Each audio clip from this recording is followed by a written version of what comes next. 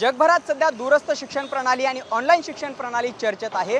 मात्र याच शिक्षण प्रणालीच्या माध्यमातून मुंबई विद्यापीठ सध्या वादात सापडल्याचं पाहायला मिळते। BA फर्स्ट इयर आणि BCom फर्स्ट इयरचे जे विद्यार्थी आहेत त्यामध्ये 80% विद्यार्थी नापास झाल्याचा धक्कादायक प्रकार सध्या मुंबई विद्यापीठाच्या माध्यमातून समोर आल्याचं पाहायला मिळते।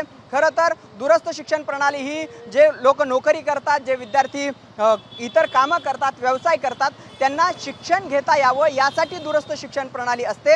मात्र या विद्यापीठामध्ये एक धक्कादायक प्रकार समोर आलाय।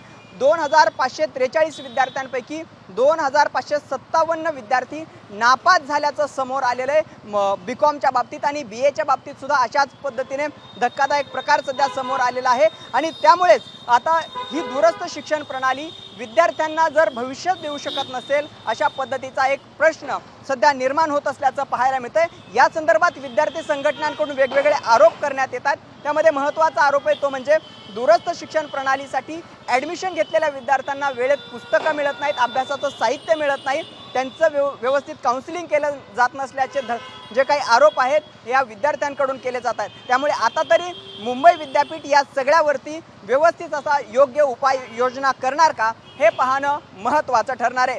कॅमेरा पर्सन विक्रमसह भरत मोहोळकर, साम TV न्यूज, मुंबई। साम TV मला बघायला आवडतो कारण त्यावर दाखवल्या जाणाऱ्या बातम्या रिलेट करतात।